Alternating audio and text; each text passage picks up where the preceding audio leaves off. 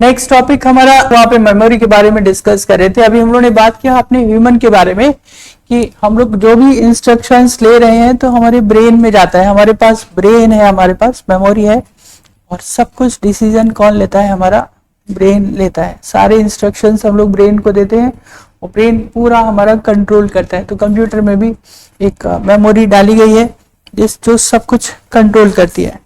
अब आप ध्यान दीजिए, फिर से हमेशा अपने आप को कंट्रोल करते हुए अगर आप कंप्यूटर को समझेंगे तो आपको कंप्यूटर के टर्मिनोलॉजी याद नहीं करनी पड़ेगी, लर्न नहीं करनी पड़ेगी। दिखा रहा है, इस चार्ट को समझिए। टाइप ऑफ कंप्यूटर मेमोरी है। हम कंप्यूटर शब्द हटा देते हैं, हम बोलते हैं टाइप ऑफ मेमोरी। तो मेमोरी को दिखा रहा है कि मेमोरी तीन तरीके की दिखा रहा है, प्राइमरी मेमोरी, सेकेंडरी मेमोरी और कैच मेमोरी। कैच मेमोरी इसको ऐसा बोलते हैं। तीन भागों में बांट रहा है, प्राइमरी, सेकेंडरी, कैच।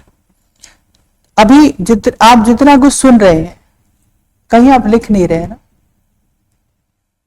कुछ ऐसी चीजें हैं जो हमेशा हम कभी भूलेंगे नहीं। सुनेंगे और याद हो जाएगा, कभी ना उसको कहीं लिखेंगे ना भूलेंगे। मेरा नाम हमको बता दिया गया, हमें तो नहीं पता था, मुझे बताया गया मेरा नाम अजय है, मैंने सबको बता दिया मेरा नाम अजय, राइट। मेरे पेरेंट्स से मेरा नाम रख दिया, अब मैं कभी भूलूंगा उसको? कभी नहीं, राइट। ऐसे ही मेरे पेरेंट्स कौन है या बहुत इस तरीके की इंफॉर्मेशन जो कभी भी भूलेंगे ही नहीं और ना ही कहीं लिखी हुई होगी। मुझे अपना नाम याद करने के लिए डायरी नहीं निकालनी पड़ेगी, मेरा नाम क्या है। तो वो प्राइमरी है, उसको कहीं स्टोरेज पे नहीं रखा। वो कहाँ स्टोरेज है? सीधे सीधे मेरे ब्रेन में स्टोरेज है और बिल्कुल परमानेंट है। वो कभी भूलेंगे नहीं हम उसको। नॉन वॉलेटाइल है, कभी नष्ट नहीं होगी वो, राइट।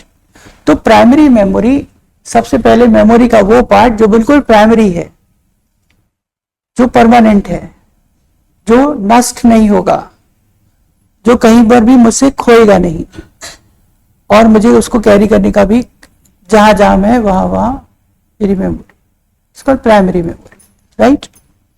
तो कंप्यूटर के अंदर भी प्राइमरी मेमोरी वो चीज है जो उसका परमानेंट जो कॉन्फ़िगरेशन है वो उसका प्राइमरी मेमोरी कहलाती है। जो डायरेक्ट इंस्ट्रक्शंस आप सुनते हैं वो सीधे ब्रेन में जाते हैं, वो सीधे कहाँ जाते हैं? प्राइमरी मेमोरी में जाते हैं।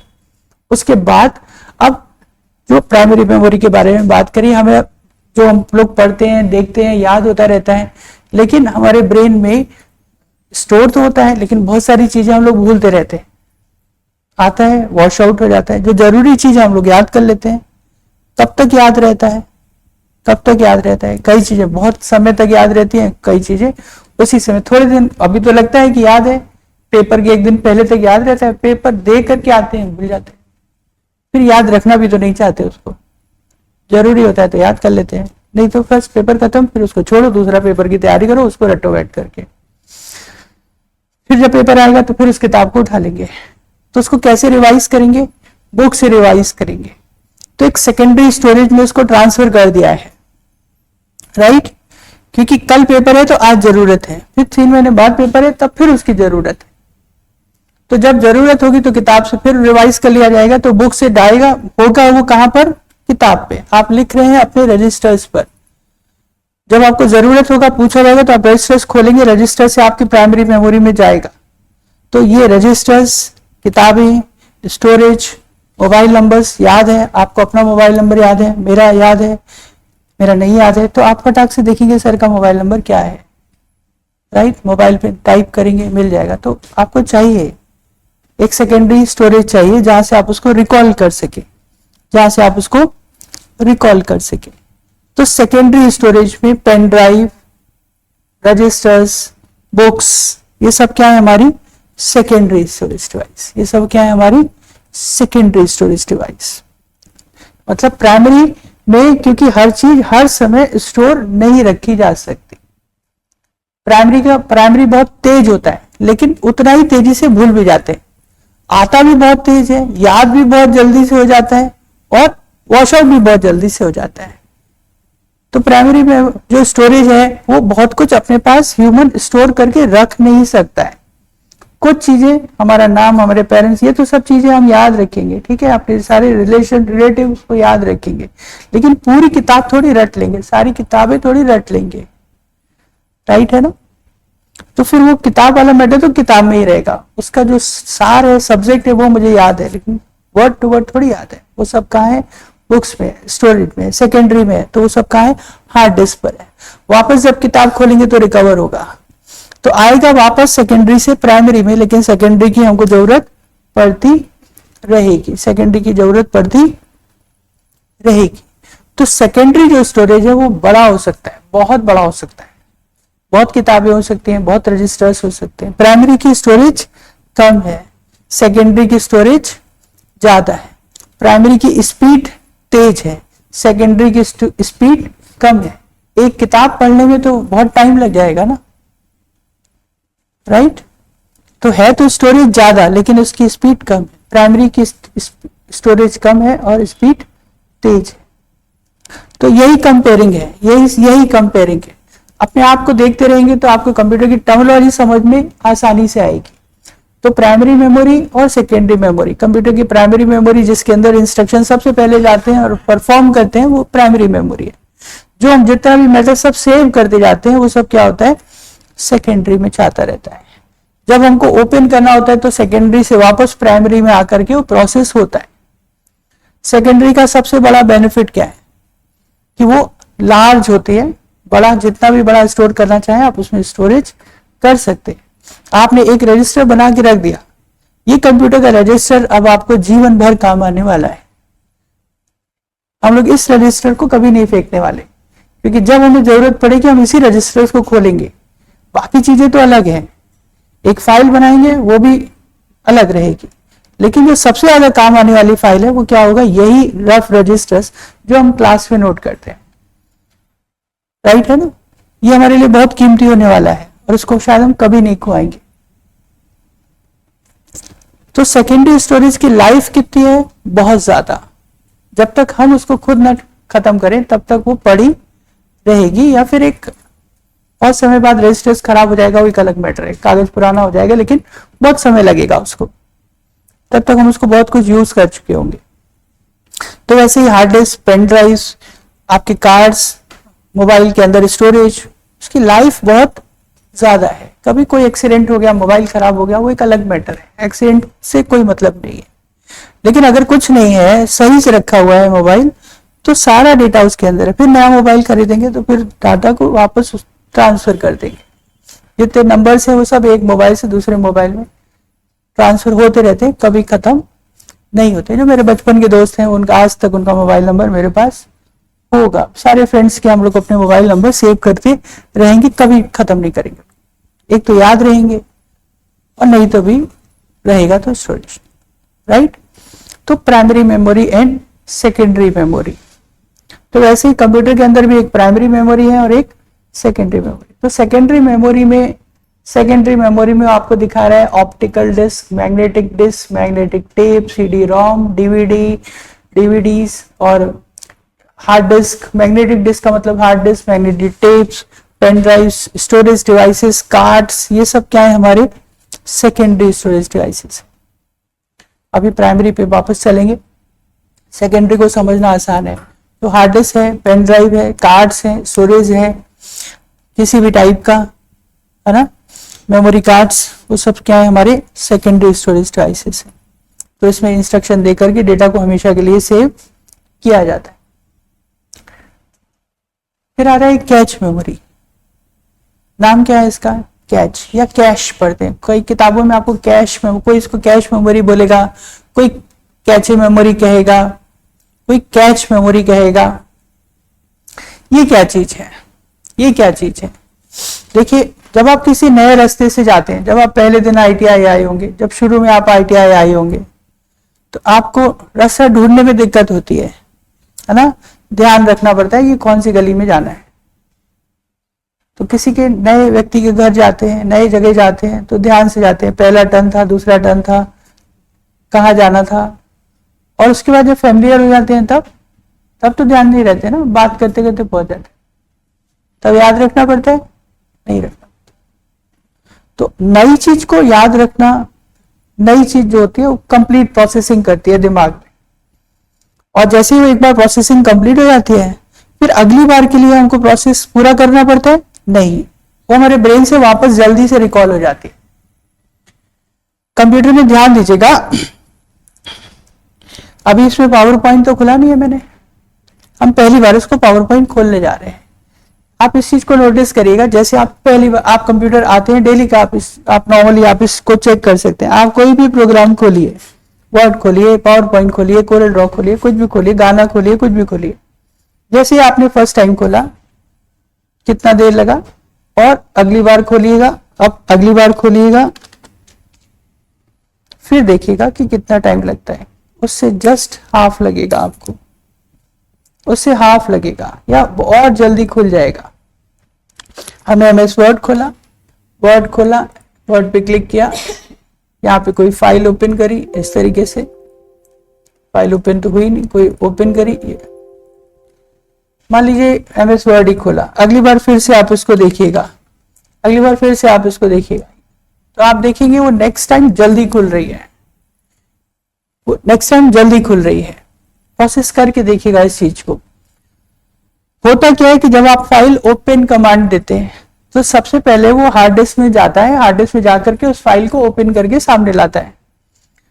अब तो वो याद हो गई ना कि फाइल कहाँ पड़ी है, या तो डॉक्यूमेंट्स में पड़ी होगी, या तो सी कॉलन पे, या तो डी कॉलन पर, या तो ई पर, या तो पेन ड्राइव पर। तो जब आपने ओपन कमांड दिया तो कंप्यूटर ने इसको देखा कि कौन सी ड्राइव पर था, सी पे था, डी पे था, डॉक्यूमेंट में था, पेन ड्राइव पे था, कहाँ पे था, और देख करके उसने फाइल को खोला। तो फर्स्ट टाइम उसको क्या करना पड़ा, सीक, पहले होता है सीक, पहले सर्च करता है कि वो है कहां, फिर उसको ओपन करता है। अगली बार उसको सर्च करने की जरूरत नहीं है क्योंकि पता है, अगली बार वो सर्च करने का टाइम उसको पता रहेगा, तो उसको सर्च करने का टाइम बच जाएगा, केवल कितना ओपन करने में उसको जितना टाइम लगेगा लगे रहेगा। तो कैश मेमोरी का मतलब होता है कि कंप्यूटर को जो इंस्ट्रक्शंस दिए जाते हैं वो उसकी प्राइमरी मेमोरी में आते चले जाते हैं। तो हर बार उसको जब कोई नया इंस्ट्रक्शन दिया जाता है तो सीक प्लस इंस्ट्रक्शंस होता है। सीक पहले उसको ढूंढता है, मतलब फॉलो करता है, फिर उसको एक्सिक्यूट करता है। एक होता है सीक टाइम, एक होता है एक्सक्यूशन टाइम। क्या होता है सीक टाइम, एक्सक्यूशन टाइम? हम इसको ऐसे भी लिखते हैं, IC equal to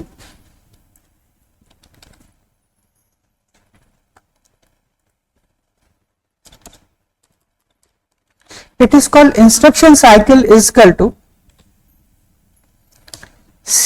search cycle plus execution cycle. Instruction cycle, INSTRUs, instruction cycle is equal to S नहीं कहते हैं, fetch कहते हैं इसको, FC plus EC। ये फॉर्मूला होता है हमारा fetch cycle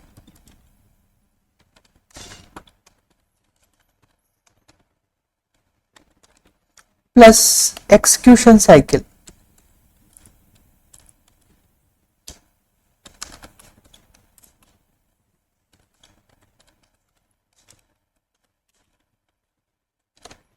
instruction cycle is equal to first cycle plus execution cycle. मतलब किसी इंस्ट्रक्शंस को होने में कितना समय लगता है। नंबर 1 उसको फेच करना, मतलब ढूंढना, और नंबर 2 ढूंढ करके उसको काम को पूरा करना। तो first cycle plus execution cycle is equal to total instruction cycle. आपको ITI में कितनी देर लगती है? आपको ITI में 3 घंटा लगता है। 2 घंटा क्लास प्लस आधा घंटा जाना प्लस आधा घंटा आना, राइट? हम तो आपको बोलते हैं ITI में 2 घंटा आना है आपको। आप बोलोगे सर खाली 2 घंटा थोड़ी लगता है मेरे को, आने में 45 मिनट लगता है, जाने में 45 लगता है। किसी को तो आने में 1 घंटा लगता है, जाने में 1 घंटा लगता है। तो उसका इंस्ट्रक्शन साइकिल 4 घंटे का है। 2 घंटा वो यहां रुकता है प्लस 2 घंटा उसको आने जाने में लगता है। उसका इंस्ट्रक्शन साइकिल 4 घंटे की हो जाती है, क्योंकि उसको फेच करने में यहां तक आने में 1-1.5 घंटा लग जाता है, फिर यहां से वापस जाने में 1-1.5 घंटा लग जाता है। तो उसको 2 घंटा नहीं खराब होता है, उसके 4 घंटा लग जाते हैं, राइट ना।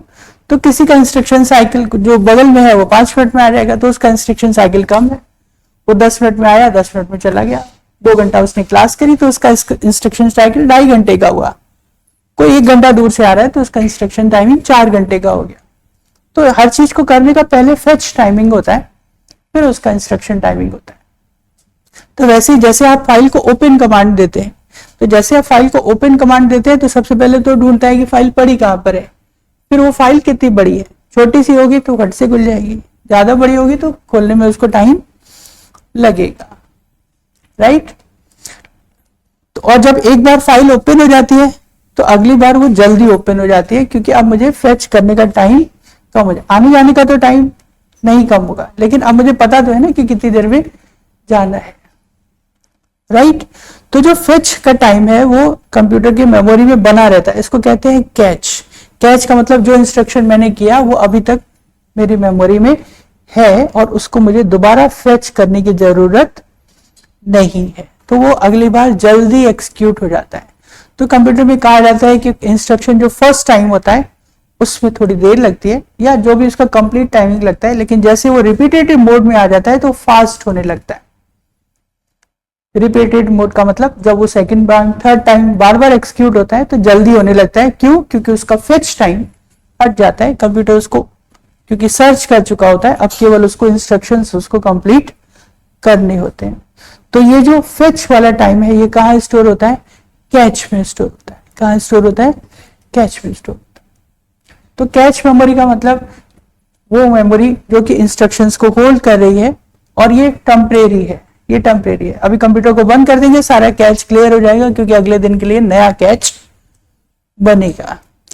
Okay, right. तो हमने दो पर डिस्कस कर लिया, सेकेंडरी और कैच। अब प्राइमरी के फिर 2 भागों में बांटते हैं, रैम और रोम। ये हम लोग अगली क्लास में कर लेंगे। आप इसको भी थोड़ा पढ़ करके आइएगा, क्योंकि रैम और रोम वाला चैप्टर बड़ा होगा, डिटेल में पढ़ना होगा। तो आप रैम रोम के बारे में आप पढ़ लीजिएगा, नोट्स थोड़े देख लीजिएगा, फिर हम लोग यहाँ पर उसको एक्सप्लेन करेंगे।